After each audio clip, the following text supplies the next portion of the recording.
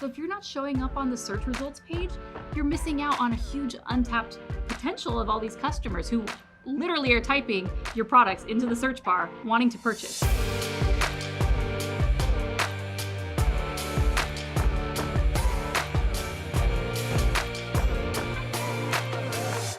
Welcome to The Journey. I'm Neely. And I'm Morgan. And today we're going over the beginner's guide to SEO. All right, other than being a super cool acronym, what is SEO? So SEO stands for Search Engine Optimization. Search Engine Optimization is the work that goes into your website. So it's actual work that you have to do to prove to Google and other search engines that you're the most relevant answer and the most trusted for searches relating to your products or business. So those two things, relevance and trust, is what Google's looking for to determine which websites it should rank on the first page. And so when I say Google, just so you know, I'm going to be using that interchangeably for all search engines because 167 billion searches happen on Google a month. That's a ton. Most searches happen on Google, right? Right. So I'm just going to use Google interchangeably. I mean, it is the 167 billion pound gorilla in the room, so we're just going to go. I'm scared. All right, so SEO, why is it important? Why should we invest our time, energy, and money into it? So search engines, they're the new yellow pages. This is where people go to find answers. Billions upon billions of searches are happening each month, and many of those are for your products and services. So if you're not showing up on the search results page, you're missing out on a huge untapped potential of all these customers who literally are typing your products into the search bar wanting to purchase. 88% of people research before they buy, and where do they research? Google. Right. So you need to it's just plain and simple, you need to be there. So instead of me telling you, let me just show you. Let's go check out a search result right now. Cool, let's do it. All right, so we're gonna break down the different pieces of SEO by going to the search results page itself. So Let's dive into it. So let's go to google.com, and what's an example business that we should look into? Let's try lawyers. Lawyer. Ah, that business of yours is getting big time, huh? Something like that. Yeah, Phoenix, Arizona. You need a lawyer now. So lawyer, Phoenix, Arizona. So what I just typed into the search bar is known as the search query. And this is a phrase or a question that you are looking for answers for. This can contain your keywords. For example, lawyer is a keyword and Phoenix, Arizona is probably a keyword. So now let's look at the three different pieces of the search engine results page, also known as the SERP. So these first two sections right here, these are the ads, paid ads. And normally you can tell because they have a little ad flag right there. So you can see there are two ads here. And then if we scroll down to the next section, this is the local map listing sections. So these are local businesses only. So if you serve a national audience or you don't have a physical location that you serve, then you aren't going to show here. The way that you appear here is you have to have great SEO on your website, and you also have to have an optimized Google My Business profile. And you can see that only a few businesses appear here. So there's usually three. This is known as the local 3-pack, and then occasionally there'll be an ad. So this is an example of someone who's paying to appear in the local listings. And then these three below it are the ones that are naturally, organically showing up here, which Google has deemed for Phoenix, Arizona, these are the best three. You can click on more places, and that's going to bring you a wider map of all the different local lawyers. So you can see quite a few, and then you can dig into their Google My Business profile from there. So here's an example of one. So the next and last piece at the bottom, these are the organic results.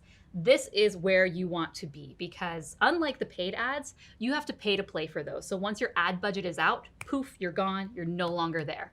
But with these, you prove to Google over time that you're the most relevant and the most trusted answer, and then you're going to stay here for a long, long time as long as you continue to show Google that you're better than your competition.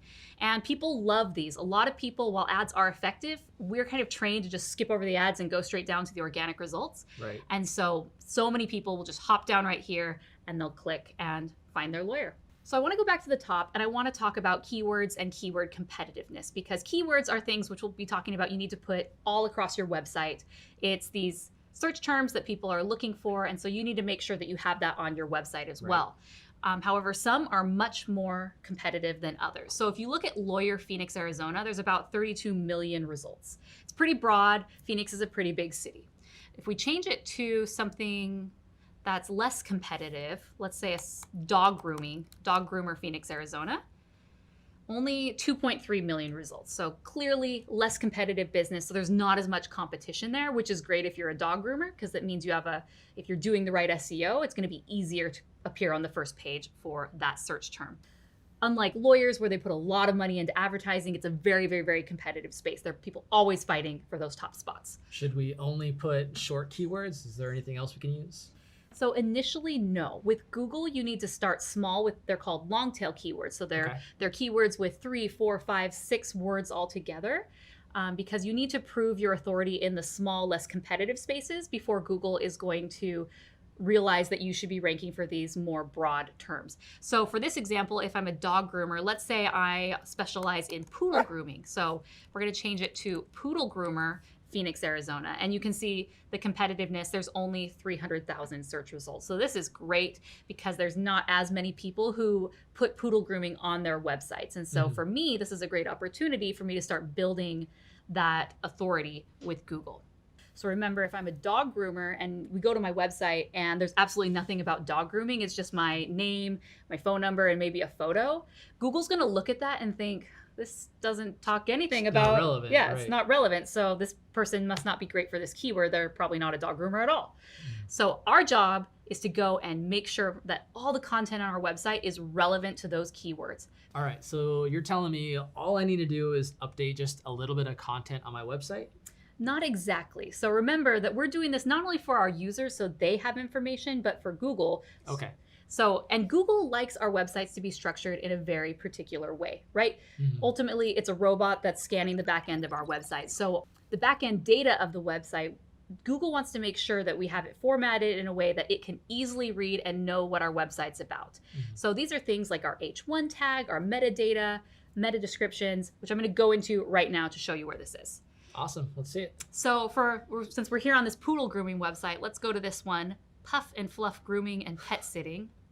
I'm all about rhyming. It's a nice looking website, has great colors, great branding, but the problem is Google doesn't see any of that.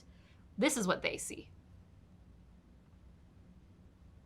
Boom. That's gross. That's not that pretty. And end users, your customers, if this was the way that your website was presented, they would get nothing from this. However, this is exactly what Google looks at when they're wanting to rank a website. All right, so you're telling me that I have to know how to code to do that? Not necessarily, because modern day website builders already have this built in here. You can see with this website, they're actually using a plugin for WordPress called All-in-One SEO, where you just put it in and it just makes it super easy for you as a non-technical user to update all of these SEO elements, which is awesome. So as part of this, you need to have your meta title. So this is basically the title of each part of your website that when you go back to the search engine results page, this is what will show up. So for this example, they set their meta title for Puff and Fluff Grooming and Pet Sitting. And then you can also see right here, the meta description, they get to choose what that is. All right, so that's the basics of SEO, the search engine results page, everything on your website. We just talked about everything on site that you need to do to your website. So now let's talk about the things off site. Okay. That shows Google that you're the most trusted answer for search results. All right, so explain trust a little bit more for us. Yeah, so I have an analogy. So let's say that you get a call one day and it's from a 5th grader, and the 5th grader says, hey, Morgan is the best basketball player in the entire world. Are you gonna believe him? Probably not. I think you paid him. Right. All right. Now, what if Kobe Bryant, LeBron James, and Michael Jordan called you up and said, hey, got the scoop on this new player, Morgan. She is the best basketball player in the entire world. What would you say to that? Would you believe them? Oh, absolutely. Yeah. They have authority. They have authority. So you will trust their opinion. And it's the same thing with Google. The way that Google can tell if your website, if it should trust your website, because again, we could toot our own horn all day long. And we see this all the time. People say, best dog groomer in Phoenix, Arizona, right? Like people love to toot their own horn, but with Google, self-proclaimed. It needs that authority from other people, and that's where backlinks come in. And so backlinks are links on other websites that point back to your website, and Google uses this as an indicator to see, oh, okay, this is actually a really good website. Other people are talking about it. Now, with backlinks, it's quality over quantity. You don't just go on the internet and go put your, go on every comment, every YouTube comment, like just put your website everywhere, because that's going to look spammy. Google's not going to like that. It wants really high quality, the Michael Jordans, if you will. what is one thing they can do right now? The biggest thing that you can do that will give you so much bang for your buck is to put content on your website, especially content that has your keywords. To determine those keywords, you should probably, what are the products and services that you offer? Or what are the products and services that you want your customers to know about? For example, using the dog groomer in Phoenix, Arizona, maybe is there certain types of grooming that you do that you're really well known for? Let's say you're the best darn toy poodle groomer this side of the Mississippi. Okay. You should have a separate page with content on it about that specific service that you offer. So that's what I would recommend. Go make sure your page just has tons of content so that way when users and ultimately Google look at it, they know exactly what you're about, and then Google will start ranking you. All right, guys, I hope you found this beginner's guide to SEO helpful and that these are actionable things that you can start doing now so that way your customers can start finding your business online. If you're gonna get started and you found this helpful, let us know in the comments below what was the #1 thing you learned about SEO today. Awesome. And make sure you like this video, subscribe to the channel, and if you want to see these videos first, ring that bell. But this has been The Journey, signing off.